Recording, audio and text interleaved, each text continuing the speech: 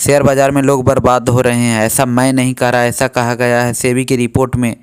पर कमा कौन रहे हैं, जानने के लिए पूरा वीडियो लास्ट तक देखें। सब्सक्राइब करना ना भूलें। सेबी ने इंट्राडे ट्रेडिंग के पैटर्न की जांच में एक आश्चर्यजनक नए कारक का खुलासा किया है। वह है बाजार में रोजाना कारोबार करने वालों की वैवाहिक स्थिति।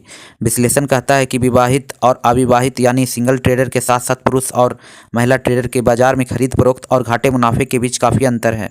नकदी खंड में इंट्राडे ट्रेडिंग पर सेबी के अध्ययन में पाया गया है कि विवाहित व्यापारी कई प्रमुख क्षेत्रों में अपने अविवाहित समकक्षों से बेहतर प्रदर्शन करते हैं।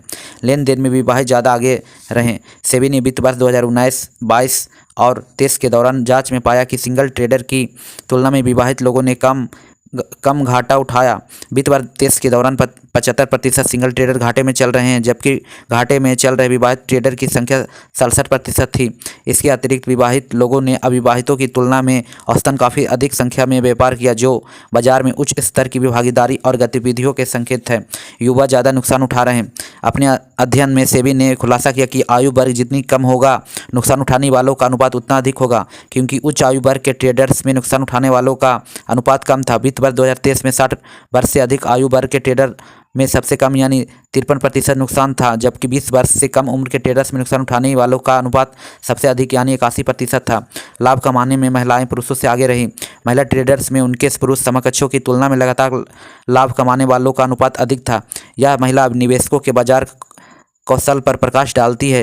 3 वर्षों में महिला ट्रेडर्स का लाभ कमाने वालों का अनुपात पुरुषों के समूह की तुलना में अधिक था। वित्त वर्ष 2023 के दौरान 1 करोड़ रुपए से अधिक वार्षिक इंट्राडे टर्नओवर वाले पुरुष ट्रेडर्स को औसतन 38,570 रुपये का नुकसान हुआ, जबकि महिला ट्रेडर्स को औसतन 22,153 रुपये का नुकसान हुआ। दिलचस्प बात यह है कि इंट्राडे ट्रेडर्स की संख्या के हिसाब से महिला ट्रेडर्स का अनुपात वित्त वर्ष 2023 में घटकर 16% हो गया, जो वित्त वर्ष 2019 में 20% था। सेबी की स्टडी के मुताबिक इंट्राडे इक्विटी सेगमेंट में 71% इंट्राडे ट्रेडर्स की फाइनेंशियल ईयर 2023 के दौरान उनको घाटा हुआ है, जो वित्त वर्ष यानी फाइनेंशियल ईयर 2019 में 65% और फाइनेंशियल ईयर 2022 में 69%, यानी हर साल इसकी तादाद बढ़ती जा रही है। इतना ही नहीं, जितना ज़्यादा आप इंट्राडे ट्रेड करते हैं, घाटा उतना ही ज़्यादा होता है। बार बार ट्रेडिंग करने वाले ट्रेडर्स के लिए घाटे में चलने वालों का अनुपात बढ़कर 80% हो गया है।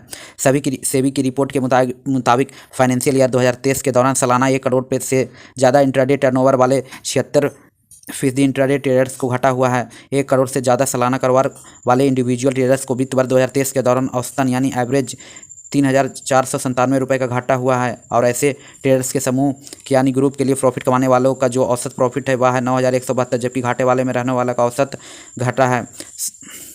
घाटे में रहने वालों द्वारा किए गए ट्रेडों की औसत संख्या प्रॉफिट कमाने वालों की तुलना में ज़्यादा थी। इसका मतलब ये क्या हुआ कि जिनका लॉस है उन्होंने ज़्यादा ट्रेडिंग की, उन्होंने बार बार ट्रेडिंग की, उनके नंबर ऑफ ट्रेडर्स ज़्यादा है। यह सर्वे टॉप 10 ब्रोकरों के 86% इंडिविजुअल क्लाइंट्स के सैंपल से निकाली गई है। स्टडी में यह भी पाया गया कि इक्विटी कैश सेगमेंट में इंट्राडे ट्रेड करने वाले इंडिविजुअल की संख्या वित्त वर्ष 2019 में लगभग 15 लाख से बढ़कर इस वित्त वर्ष 2023 में 69 लाख हो गई है, जो 4.6 गुना का छलांग दिखता है। एक्सपीरियंस व्यापारी जो अपने आप को बहुत ही दिग्गज समझते हैं, उनको भी लॉस हुआ है, यानी 3 साल से अनुभव वाले को फाइनेंशियल ईयर 2023 में घाटा हुआ है, और यह आंकड़ा 54% है। पिछले साल सेबी ने इसी तरह का एक वायदा कारोबार का आंकड़ा निकाला था, जिसमें यह बताया गया कि एफएनओ सेगमेंट में 10 में से 9 खुदरा व्यापारी यानी रिटेल इन्वेस्टर को घाटा हुआ है। और नए स्टडी में यह पाया गया है कि यंग इंट्राडे ट्रेडिंग की ओर तेज़ी से आकर्षित हो रहे हैं। यूथ जो 2018-19 में 18 की तुलना में फाइनेंशियल 2020 से 22 में युवा इंट्राडे ट्रेडर्स यानी 30 वर्ष से जिनकी कम आयु है, उनकी हिस्सेदारी बढ़कर 48% हो गई है। सेबी ने यह कहा कि नुकसान उठाने वालों की अतिरिक्त 57% लॉस ट्रेडिंग कॉस्ट के तौर पर उनको उठाना पड़ता है, जबकि यह आंकड़ा प्रॉफिट मेकर्स पर 19% का बैठता है। यानी कुल मिलाकर कमाने वालों की संख्या शेयर बाजार में कम है, जबकि लॉस उठाने वाले घाटे उठाने वाले की संख्या ज़्यादा है। इस रिपोर्ट पर आपकी क्या राय है, हमें कमेंट करके ज़रूर बताएं।